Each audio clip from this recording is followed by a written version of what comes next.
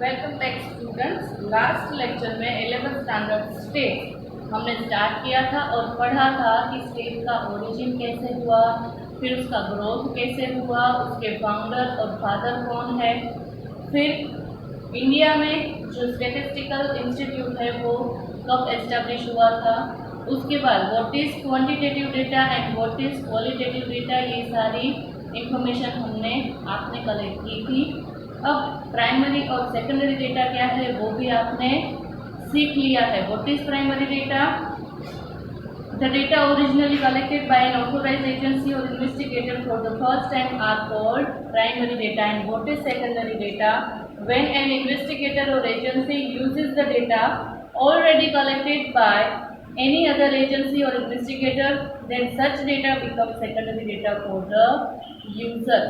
अब आज जो है इन दोनों का हम डिफरेंस करने वाले हैं, difference between primary data and secondary data. First point is primary data are obtained for the first time and it is original, whereas secondary data are not original but it is collected data reused by others. Primary data जो है वो है original data, यानी कि first time जो collect किया जाता है वो है primary data. Whereas secondary data is already जो कलेक्ट कर लिया है दूसरे लोगों ने, उसको रीयूज करना है, उसको बोलते हैं secondary data. Second point is primary data are collected from the units under inquiry, whereas secondary data are obtained from the primary data. ये जो प्राइमरी डेटा है वो कलेक्ट कैसे किया जाता है? अंडर इंक्वायरी, यानी कि इन्वेस्टिगेटर या तो फिर एन्यूमरेटर जाते हैं पीपल के पास, उसको क्वेश्चन करते हैं, उसकी इंक्वायरी करते हैं और इंक्वायरी करने के बाद जो भी इंफॉर्मेशन उसको मिली उस हिसाब से वो सारा जो है डेटा बनाते हैं, उसको बोलते हैं प्राइमरी डेटा। और सेकेंडरी डेटा डेटा क्या है वो किसके ऊपर से लिया जाता है? On the basis of primary data. Third point is primary data are usually in raw form. Raw form यानी कि रफ वर्क जो होता है, परफेक्ट वर्क नहीं होता वो, और रो फॉर्म में होता है। जैसे रॉ मटेरियल होता है ना अकाउंट में, रॉ मटेरियल के ऊपर से फिर क्या होता है, प्रोडक्शन बन के कोई भी प्रोडक्ट तैयार होती है। तो ये जो प्राइमरी डेटा है वो होता है in a raw form, hence they are required to be classified and tabulated, whereas secondary data are usually in classified and tabulated form.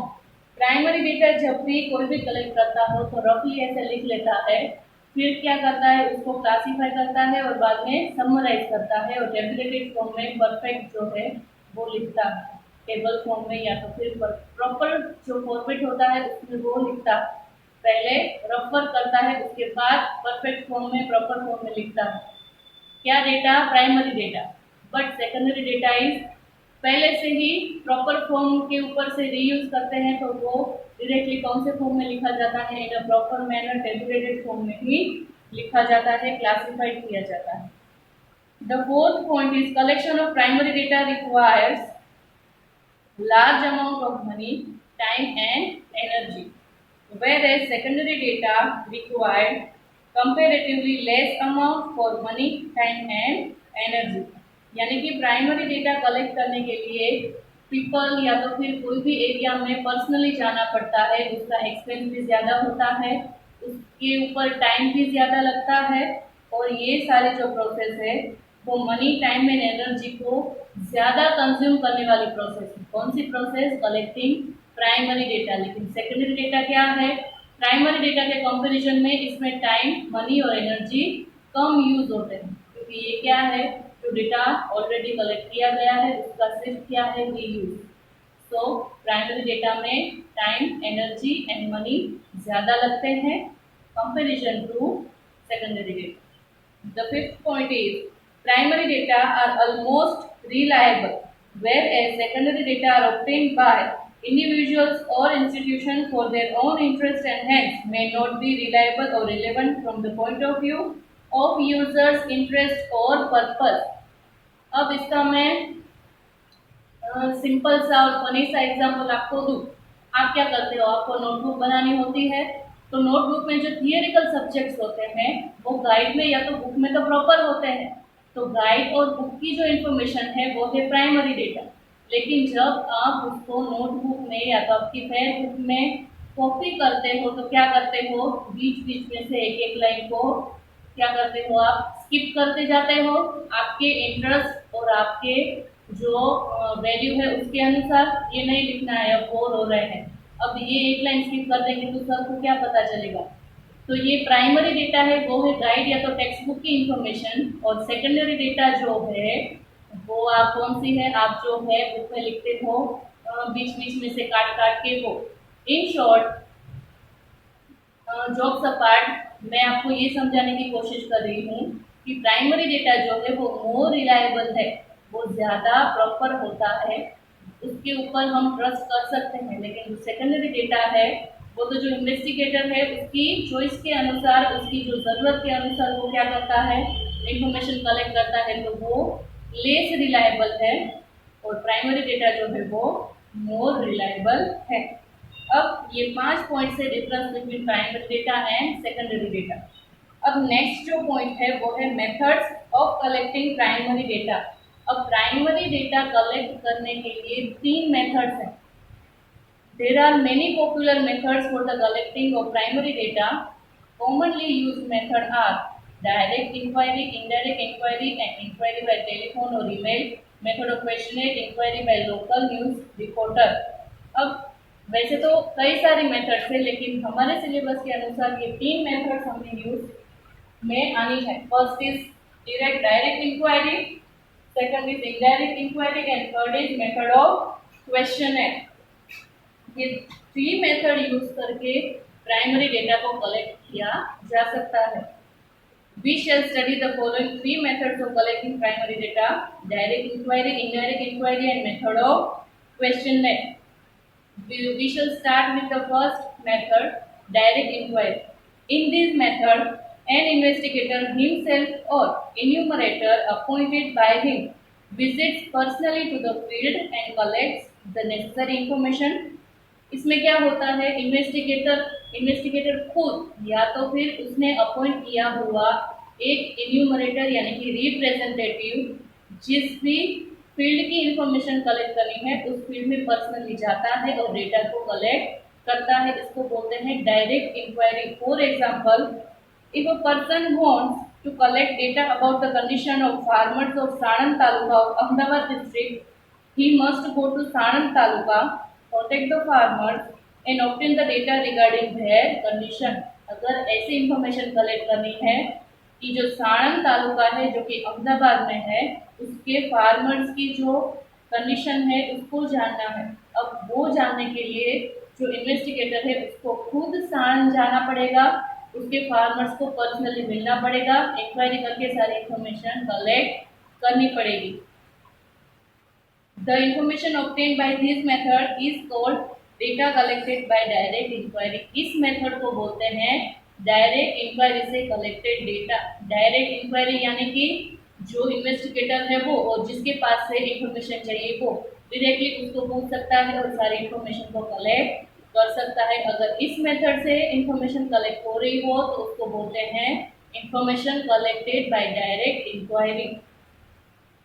Similarly, a person interested in knowing the health status of the students of municipality schools of Ahmedabad city personally meets the students of municipality schools and asks questions pertaining to their health and collects the necessary information given by them. This is also called direct inquiry. अगर कोई भी student से उसकी health condition जाननी है municipality school की तो municipality school में जाके स्टूडेंट्स को सारे क्वेश्चन करके फिर इंफॉर्मेशन कलेक्ट करते हैं, इसको भी क्या बोलते हैं, inquiry collected by direct inquiry. अब इसके एडवांटेजेस अगर हम देखें तो first advantage is the data obtained by this method are accurate and reliable. अब इस तरह से अगर डेटा कलेक्ट करेंगे तो वो क्या होगा, एक्यूरेट डेटा होगा, बीच में कोई भी जो है लिंक नहीं होगी, चेन नहीं होगी, डायरेक्टली जिसके पास से इंफॉर्मेशन चाहिए उसी को मिलके उसी को क्वेश्चन करके हम आंसर लेंगे। तो इस तरह से क्या होगा, जो इंफॉर्मेशन मिलेगी वो रिलायबल होगी और एक्यूरेट होगी, सही हो। Second is due to face interviews with respondent, enumerator can solve any question or doubt or any confusion by giving proper explanation. अगर सामने वाले को कुछ भी समझ में नहीं आ रहा है, क्वेश्चन को वो इंटरप्रेट नहीं कर पा रहा, तो जो इन्यूमरेटर है वो उसको ज़्यादा से ज़्यादा एक्सप्लेन करके उसके पास से जो है इंफॉर्मेशन निकाल सकता है, क्योंकि फेस टू फेस जो है कम्युनिकेशन होता है उस वजह से। Third one is by personal interview, enumerator sometimes gets supplementary information of the respondent which may be useful at the time of interpretation of the result. अगर वो क्या करता है, पर्सनल इंटरव्यू लेता है उसका, जिसके पास से इंफॉर्मेशन चाहिए उसके पास फेस टू फेस बैठ के पर्सनल इंटरव्यू लेता है, तो सप्लीमेंट्री यानी कि उसके जो मेन उसका सब्जेक्ट है इंफॉर्मेशन कलेक्ट करने का, उससे रिलेटेड अदर इंफॉर्मेशन भी वो कलेक्ट कर सकता है। उसके ऊपर से अगर उसको ज़रूरत पड़े तो वो इन्फॉर्मेशन जो सप्लीमेंट्री इन्फॉर्मेशन है उसको भी यूज़ करके अपने जो डेटा कलेक्शन है उसमें डाल सकता है। तो ये कब पॉसिबल होगा, जब फेस टू फेस कम्युनिकेशन होगा तब। Next one is this method is much better when the field of inquiry is limited. अब जो फील्ड ऑफ इंक्वायरी है अगर वो छोटा होगा तो ये जो मेथड है वो क्या है, बेस्ट है, better. This method is much better. जब भी फील्ड छोटा होगा तो हम डायरेक्टली उसके पास जाके इंफॉर्मेशन कलेक्ट कर पाएंगे। बड़ा हो तो ऐसा पॉसिबल नहीं हो सकता, लेकिन अगर फील्ड छोटा हो तो हम इजीली शॉर्ट टाइम में सारे इंफॉर्मेशन जो है कलेक्ट कर पाएंगे। तो जब भी field of inquiry is limited, which method is used, direct inquiry method.